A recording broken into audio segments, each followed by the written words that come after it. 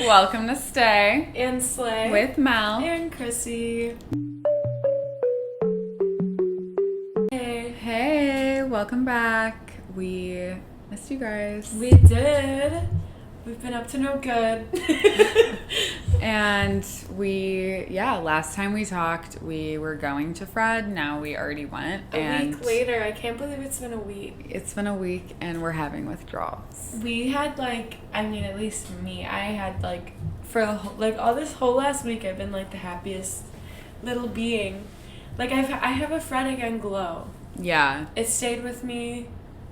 I don't think anything will top that experience. I don't think so either, honestly. That was the best night of my life. And we made friends. Yeah, we did. It's just so fun making friends in an organic way. Yeah. Meeting Seriously. people in real life is cool. It was kind of crazy because we were just sitting there. And we could have just kept sitting there. Yeah. But instead we decided to talk to everyone around us, and we made friends. Yeah. I feel like they kind of started talking to us first, though. No, they brought up Chris Lake, and we were there. Oh, yeah. Because they went to the same concert. Yeah, we were overhearing them. Yeah, we were eavesdropping. Yeah. I mean, what else are we supposed to do? Right. We waited for 2 hours for him to even start. Yeah. We were there for a while. Yeah. But it was so cool. It was fun. I like that venue. Yeah, we were in Alpine Valley, Wisconsin. Mm-hmm. So. And we got there early because, we had a long drive. And the parking lot people were so cute. You have been wanting to go to a concert, just go. It's always, you never regret it. I feel like when you're at our point in life, now's the time to go to concerts. Yeah. Especially because we don't have college anymore. Yeah. There's not a steady socialization going on. Yeah. You want to live it up. That's the way to do it at our age, I think. Yeah. I think so too. So, have you been keeping up with the Hear Me Out trend? Yeah, on TikTok? Yeah. Okay, yeah. It's been cracking me up. Let's talk about it. Who are your Hear Me Outs? Okay, I have a few for you. First, I'm so excited. First, hear me out, and I'll put all of these on the screen too. Okay, good. Man Ray from SpongeBob. No way. Man Ray from SpongeBob is hot. I'm sorry. No way. What makes him hot to you? He just is. The mysterious? Do you like the bad boy? Yeah, look at him in this scene. He's just a bad guy, and I feel him. like he gives off independent man vibes. Yeah, he's just a little burglar. A burglar. Anyway.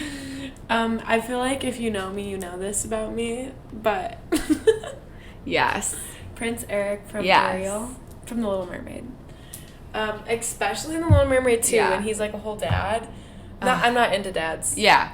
But he's just animated a little bit cuter in that one. Yeah. I agree. That's my type. And he I'm was not my gonna crush settle too. Okay, my next one. I'm going to put this one in the middle because it's really crazy and I don't want to end on it. No, what? Donkey Kong. Dude, this is good. This is some good stuff. I just think Donkey Kong is I don't know. To me, he's a monkey. Yeah, but we're doing he's got some good here. Well, not all I used to play this Donkey Kong game on my DS, and it was really fun. Yeah. I think I just love him. I like the little noise he makes. Yeah. All right, this is a real person, but... Oh my god, yeah. Yeah. Austin. Ross Lynch. Yeah, Austin from Austin and Ally. Yeah, of course. Growing up, I was wow, I just love him. Yeah, I agree. Also a really good show.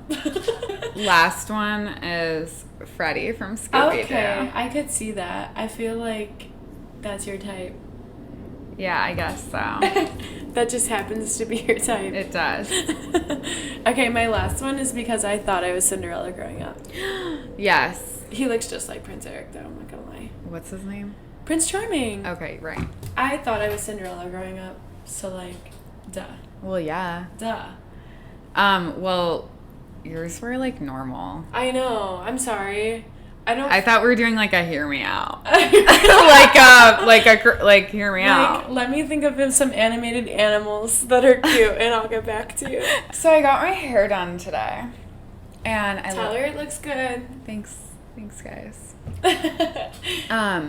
And I love my hairstylist. We literally get along so well. I feel like every time I see her, it's like a therapy session. It's great. Good. Like, it literally flies, and I'm like, wait, I was here for 2 hours. And then you're like, I'll miss you. Yeah. See you in 3 months. But she was telling me that this guy that she has been seeing was, like, nervous to tell her that he's going to therapy. And she was like, what? Like, that's a complete green flag. Like, right. I love that. Don't ever feel nervous to tell me that. And I think that kind of just, like, sparked the topic that we're going to talk about today. And I know we both want to talk about it, is just, like, the stigma around mental health. Not only mental health in general, but specifically for men. And I know we've touched on it. We had DC on, and it was nice to hear a man's perspective. But I think also, like, as women, we can, you know, do our part, and like men don't need to hide their emotions. They can be vulnerable and talk to us and whatever. I don't know. I mean, it sucks that, like, there has been this, like, stereotype put on men that they have to be so tough all the time and, like, provide for a family and just, like, you know, like, carry all that responsibility, to where they don't feel like they could be, like, soft or upset about something, or even go to get help, like, admit that they even need it. Yeah. And I just want to know, like, what I can do to help them to get to a point You're, like, asking where they can. Yeah, I really am, because I mean, I think it'll take years and years of, like light on this topic and, like, whatever, but I want to help them feel like they don't have to be like that all the time. Yeah. I think it's definitely gotten better, like, as we've been growing up and stuff. I feel like in high school, men, I don't know, I feel like it wasn't really talked about at all. I feel like in high school, at least, like, my, like, perspective of the males I went to school with, like, they never talked about how they felt ever. Yeah. Like, it wasn't like you just never caught a guy in school growing up, like, being upset, or, like, you know, they were always the same every single day. Yeah, like, you know? You're like, do you even cry? Right, like, it's just, like... Yeah. I had a friend in high school, and him and I, we would hang out a lot. Like, we had a friend group. And I remember I gravitated towards him a lot in so many situations, and just at the time, because he was very open about his mental health and, like, his feelings and just everything. And I remember thinking back then, I was like, wow, like, it's so great of him to be, like, opening up and, like, so aware of his emotions and in touch with his feelings. But now, and also we were younger back then, but I think now it's like, okay, you can't be in your 20s and still just, you know, la-di-da, like, waking up every day and just ignoring truly, like, how you're feeling on the inside, because I think a lot of men do that. And it's like, you don't have to do that anymore. Like, you never had to be doing that. Right. Like, there's people here for you. There's resources. And therapy, I'm going to say this, therapy it shouldn't be taboo. It shouldn't be something you should be ashamed of. Right. Like, there's such, like, a negative stigma around, like, therapy, but not just therapy, needing help from other people. Yes. Like, I don't know why it's so hard for people to admit they need help. And I know I have my times where I don't want to admit that I need somebody's help. Yeah. But, like, I don't know, there's just this dark energy around it when it doesn't need to be that way. Yeah. I've always kind of been going to therapy since I was younger. And I remember, like, when I was younger, I was always told, like, not to really talk about it. Mm-hmm. And then it wasn't until, like, end of high school. I've been with my therapist for, like, probably 6 years now, and which is great. Like, we've grown a friendship and a great relationship. And I've been seeing her since high school. So I feel like it wasn't until then that I would kind of talk to people about it. And other people would be like, oh, well, I go to therapy too, or like, right. blah, blah, blah. Who do you go to? Like, how are you? I feel like then people would come to me more and talk about it. Right. So it's like, if we're all open and honest about it, then we can all come together and freely, change the world. Yeah, just obviously that's all butterflies and rainbows. Right. But I feel like even now, like the guy friends that I have now, like it's very rare that they'll open up about stuff like that, and when they do, it's like this big emotional outburst. Yeah. Because they bottled it up for so long. Yeah. But I feel like we really need to stress how damaging that can be for somebody. Yes. And like doing that over and over again, like that could end in a very bad way. Mm-hmm. And like I don't know, it needs to be okay for everyone to be able to open up and express their emotions, no matter how they were raised or what society is telling them. Yeah. Yeah, I think that's a great point, is like when people bottle things up for so long, it can be just way more catastrophic to the people in your life, to you. Literally your physical health too. Like, I feel like anytime I have gone through something and I have done it alone, because I feel just miserable.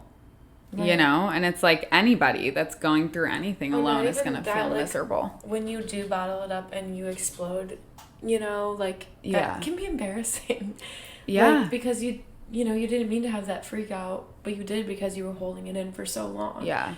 Like, and it can be messy and you can hurt people. Yeah. When you're exploding like that. I know. I feel like that also comes with like when you're more open to yourself, like, okay, let me word this better.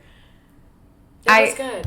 You rounded it. You were good. Yeah. I feel like being open with yourself about your mental health is a mental game in its own. Mm-hmm. Because I think before I had like truly accepted that I have anxiety, I'm going to have it for the rest of my life. Like, I have to like do things differently than other people. Right. Once I accepted that, and I accepted I needed help and I need to do these things, like, then you can really just focus and work on yourself and be better. Like, you'll want to be better, you know? So I think for a lot of people, and a lot of men especially, it's just like taking that first step and trying to like understand yourself a little bit. Because I feel like a lot of them think they're alone and whatever, but they're not. And I agree with that. Like, or they feel alone, or they feel like they just can't be emotional. Right. Which is like false. That's not true. But a lady at work actually on Friday morning, she like told me about where her daughter lives. Like their neighbor, like the dad, like just randomly went and like killed himself one night. And then we were just talking about that's like the third father suicide story I've heard like in the last like 2 or 3 months. Yeah. Which is terrifying because it's like these are people's dads just like killing themselves. Yeah. And it's sad because you know that they just carry so much of like a weight on their shoulders because they have so much responsibility and they need to be so tough and like God forbid they ever needed to go get help, you know what I mean? Yeah. Like and then it just like comes down to that like negative stigma around like needing help or just having mental health issues in general. Yeah. To where that they kind of just like I said, like it can end so badly for these men, and like it worries me. Yeah. Well, I think like people our age, like our parents, I feel like the kind of older generation, they didn't talk about their mental health at all. So it's like I mean, I've noticed with like so many people's parents, I feel like now we kind of have to like teach them in a way that it's okay to talk about it. It's okay to go to therapy and, you know, talk to your friends, get help. And that's why it's just like so sad seeing that. I mean, it's sad when anybody passes away, does. But I mean, and I think it's just like, it really just sucks that like that is a solution for some people. Yeah, because it doesn't have to be. Right. Like, But obviously we know it is mental illness. Like, people can't control it sometimes.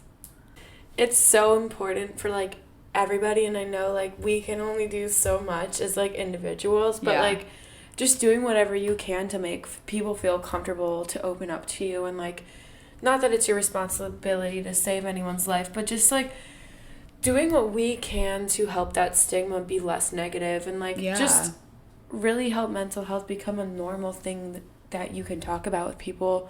Yeah. No matter who they are, no matter what gender they are. Yeah. Something else that my hairstylist said today, she said that her friend was, like, talking about this walk in the suburbs for, like, another friend's dad. Mm-hmm. And I guess he was, like, a, big known person in the area. So they arranged, like, a walk for him every year. And she said that her friend was like, oh, well, you don't have to come if you don't want to. And she was like, no, of course I'll come. Like, we were just talking about how doing walks and doing, little things like that, if it's donating to a cause or just supporting it or whatever it is, like, that can make you feel like you're helping in a way. Like, all these places, a lot of them are nonprofit, and when you can do a little thing to help them out, it feels good. Yeah, and, like, I feel like a lot of people probably, well, maybe they don't, but, like, in my head, a lot of people judge me for, like, posting about mental health all the time. Yeah. But, like, that's something that I can do, and there has been people who have, like, reached out to me saying how it's helped them and changed them, and, like, it makes them want to do the same thing to, like, make it a conversation rather than something we hide behind closed doors. Yeah. And I don't know, I feel like all those little things that you do, like going to these walks, making posts on social media, like asking people how they're doing, like, they're all, these little things can really add up to making a difference. Yeah, exactly. Even if it doesn't feel like it in the moment, if you kind of look at the bigger picture, like, it is. Your one person being there matters, And one thing that DC said when he was here was that he was very fortunate to have parents that raised him to be open about his mental health and, like, so he didn't have to be that tough guy all the time. Right. And I feel like that's something we can also do as, like, this generation, like, raise the next generation, like, to be even better and set up for success in that way. Yeah, exactly. Well, and that's why it's important for us to do the work so we can have our own cup filled so that we can, not project it onto the future generations. It's so crazy. Yeah. Like, one day I hope people don't have to have these conversations. Same. And it's just, like, so normal to talk about your anxiety, your depression, your bipolar, like, whatever it is. Yeah. Same. Krissy, what was your little thing this week? So I picked up crumble for a coworker because where she lives, she doesn't have a crumble, and my crumble had a flavor that was only at my crumble. Oh. And it was her favorite cookie, so I went and picked it up for her. Oh, but while I was there, I was, like, waiting for my order to be ready, and these guys ordering, like, looked at me, and we were in the store together for, like, 5 whole minutes and said nothing. You know how it is, like, you don't really talk to the people in line behind you. Like, and they looked at me like, what cookie should I get? And I was like, oh my gosh, like, I heard this one's really good, like, that's why I'm here today, like, this cookie. And he ended up ordering it, but it was just so cool because, like, I was like, wow, like, I felt so, like, seen, and, like, we were able to, like, like, I approach people all the time. It's so little, and it made you happy. But, like, it made me happy to, like, oh, like, they do see me here, and we are in the same crumble together, and, like, we're experiencing this little crumble experience together. Yeah. And I'll never see them again. But, like, I was just like, wow, like, we're all friends. Yeah, exactly. I just, like, I love when people can be as outgoing as I am because, like, if it were up to me, I'd be talking to everyone I see all the time, but that's just not, like, how what people do. Yeah. So, like, It was just cool to, like, get it in return. Yeah, no, I totally feel that. What was your little thing this week? Well, my week was very stressful and busy with work, and we worked all day Friday. I will be working all day tomorrow. So my coworkers and I went out, and some other friends, and we had a great night. Yeah. And I literally spend all my time with my coworkers, but I just love that we can all go out together and like have a fun time. And yeah, I think my little thing is just being so close with them. Yeah, like my coworkers talk about wanting to hang out, and we just never do. Yeah. So like it's cool that you guys are like at the point where you actually do hang out. Exactly. And, like, appreciate each other's. Like, which I think it helps that we travel together. Yeah. But yeah, I mean, you know, we all live here and we all hang out, so it's great. My other little thing is that Mel and Savannah gave me their alpaca. Oh my god. Yeah, my company, our mascot is an alpaca. And Krissy took it. Her name's Alice. I took her home. And I actually brought another one here, and then my dog took it. Your dog took it? Millie took it. Millie took it home. Thanks for watching Stay and Slay with Mel and Krissy. And as always, stay vibrant.